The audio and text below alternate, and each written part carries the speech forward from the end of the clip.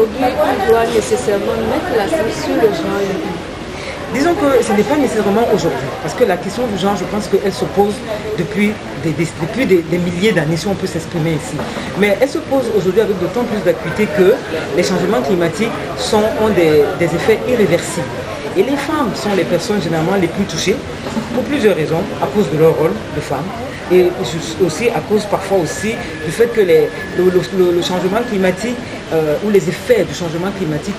sont tellement dévastateurs. Par exemple, si on prend le tsunami de 2004, vous voyez, il y a 70% de victimes qui étaient des femmes, parce que certaines ne savaient pas nager, certaines ne savaient pas grimper sur les arbres, donc du coup, elles ne pouvaient pas se défendre. Donc la question du genre est fondamentale, et aussi surtout, parce que au-delà, on ne va pas victimiser les femmes, mais c'est surtout pour montrer que les femmes ont des capacités pour permettre de la lutte véritable contre le changement climatique et qu'on mette ces capacités-là en valeur en leur accordant des financements paritaires. Avec ce colloque, ce que j'attends de la COP22, c'est déjà que toutes les parties prenantes prennent davantage encore conscience de la nécessité de mettre leurs efforts ensemble, en commun, pour déjà lutter contre les effets dévastateurs du changement climatique. Et je compte encore qu'à la COP22, les femmes, les droits des femmes, le genre, sortent renforcés. Je pense qu'il faut insister sur la problématique genre et climat, donc toutes ces problématiques que nous vivons, surtout en Afrique, car les changements climatiques, les problèmes écologiques atteignent plus particulièrement et en premier lieu et de plein fouet les femmes. Sachant que les femmes sont d'abord vulnérables au niveau de la santé, au niveau du fait qu'elles sont les porteuses, donc elles sont les porteuses de la reproduction, donc si elles sont atteintes, c'est les enfants qui sont atteints, c'est donc la pérennité de l'espèce qui est atteinte, et c'est pour cela qu'il faut absolument attirer l'attention sur que des financements spécifiques appuient les efforts des associations et des gouvernements en faveur des femmes,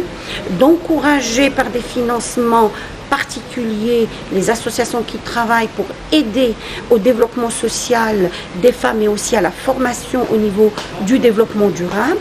en sachant qu'en renforçant les capacités des femmes, nous pouvons améliorer l'approche par rapport aux problématiques écologiques, étant donné que c'est les femmes qui sont aussi en Afrique connues pour être le moteur du changement, et ce moteur du changement, si nous le capacitons, si nous le renforçons, il pourra beaucoup faire, il pourra beaucoup aider. C'est à travers la femme que l'éducation à l'enfant se transmet, que les valeurs à l'enfant et à la communauté se transmettent. C'est la femme qui peut agir directement sur le terrain. Elle a un savoir-faire qui est ancestral.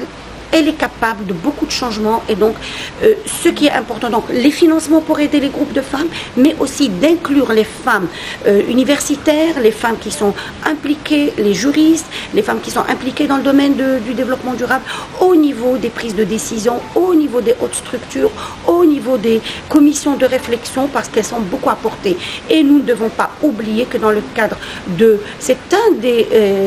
objectifs du développement durable, c'est l'égalité des sexes, et que le genre doit être pris en considération, parce que si nous ignorons ou occultons les capacités et les possibilités que peuvent apporter les femmes dans la gestion et l'amélioration des situations pour l'avenir, c'est que nous allons occulter une grande partie des solutions qui se présentent à nous. Les femmes constituent la moitié de la société un peu partout dans le monde, et on ne peut pas évoluer ni trouver des solutions à ces problématiques écologiques qui sont graves sans impliquer les femmes. Éco-Conscience TV, la web TV de l'écologie.